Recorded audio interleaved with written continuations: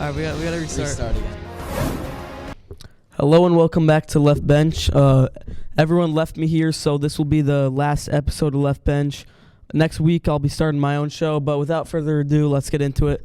It's just going to be college basketball today. Just to start, I want to go over a few of this past weekend's games. Every weekend is really just great matchups, and we saw a lot of good ones, including some upsets. So first, Houston got a good win in an OT thriller versus Baylor. They've been really impressive. Just got another win against Cincinnati Tuesday night, and they've also earned themselves the number one spot in the country. So I'll talk about these rankings in a little, but very impressive play from Houston as of recent. As for upsets, Wake Forest pulled off an impressive win at home. Great win for them. I think that gives them a great look at the tournament now. But what is funny is the fact that they beat Duke over the weekend, and then they proceeded to lose to Notre Dame just Tuesday night. They haven't been a great road team at all this season, but Notre Dame is just an awful loss, especially after you beat a team like Duke. Back to the game, though. On Saturday, we saw a great game from Hunter Salas, 29 points to the game. Duke, on the other hand, got contributions from Filipowski. He had 17. And then McCain and Roach, 15 and 16 from those guys. Now, something controversial that happened after the game ended. Obviously, it was expected that Wake Forest fans would storm the court after a huge win, but when this happened, Kyle Filipowski actually hurt his ankle getting hit by one of the fans running out. So what a lot of people think is that court storms need to be banned, and personally for me, I just don't think so. In my opinion, it's just become a staple in college basketball, and it's what makes the game even more exciting. Even as a Duke fan, even with Flip getting hurt, I don't think court storms should get banned. Instead, there needs to be a different way of preventing players from being injured. You don't need to ban court storms. I think security at the stadiums should try and maybe hold off students for a few seconds. That way players could get off the court safely, or even the coaches or players need to try and make a better effort to get off quicker.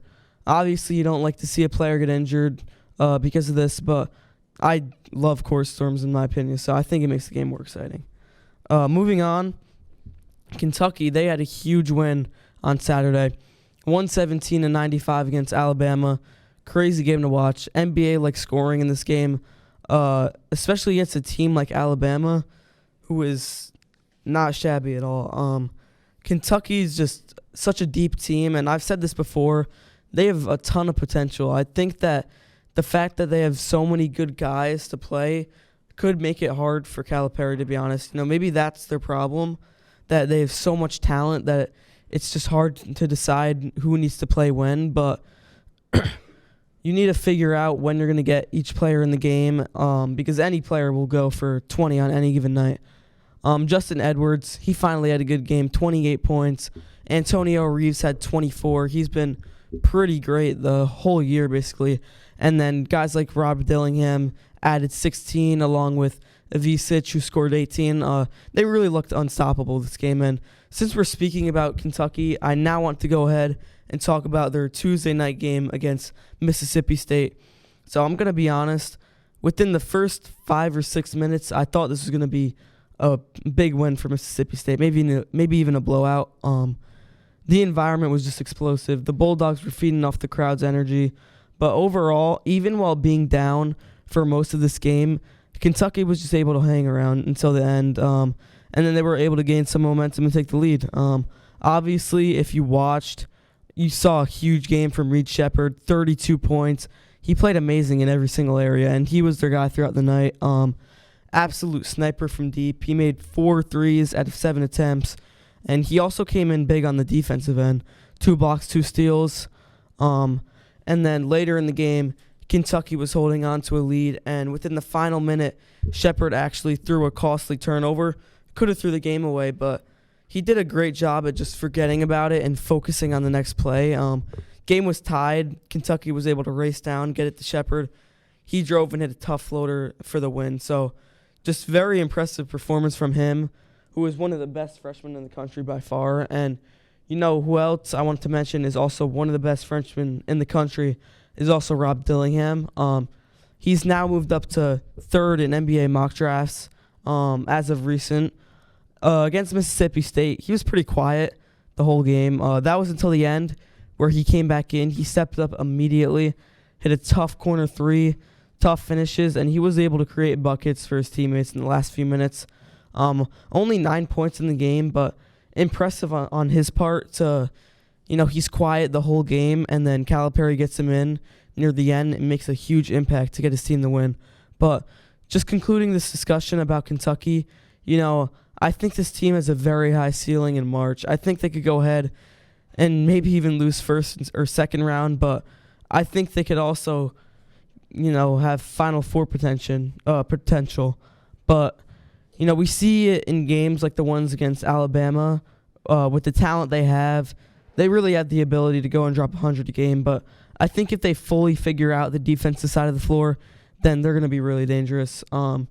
Next up, I'm going to be discussing the AP poll, some teams who moved up or down, impressive performance from Dalton Connect and the Tennessee Volunteers, and my top 15. All that will be coming after this short break. Welcome back. Let's get right into it. So, new rankings for this week. As I mentioned earlier, Houston takes that number 1 spot. Now, I did say last week, I thought UConn should stay at number 1, but now thinking it through, Houston definitely gets that number 1 spot. What I will say, though, is I think that UConn should at least be number 2. I think they're better than Purdue. I truly feel that way. Purdue is just March Madness choke artists, but hey, we'll see what they do in March because every year it's not that good for the great seasons they have, but they look pretty good, so I guess we'll get to see again this year. Tennessee earns that number 4 spot behind UConn. They replace Arizona, and I've been saying it for a while. I just don't think Arizona is that good. But let's take a look at Tennessee's big win over Auburn on Wednesday night, led by Dalton Connect. So back and forth game until the very end. A great game to watch.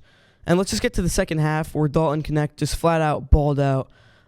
It was an unreal performance. Here's just a crazy stat. Connect outscored Auburn 25-21 in the final 12 minutes of the game. Finished with 39 to win the game, 92-84 over Auburn. So it's not hard to see that he's in the National Player of the Year conversation.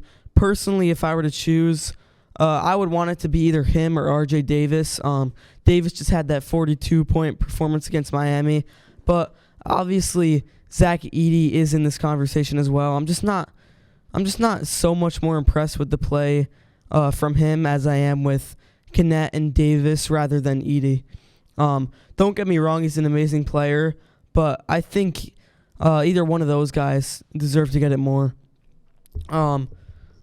Just a huge performance from Knet, though. I mean, outscoring Auburn, the whole team, 25-21, the last 12 minutes. I mean, just crazy. But moving on, talking about Arizona, they moved back to the number 6 spot, and then Kansas hit the number 7.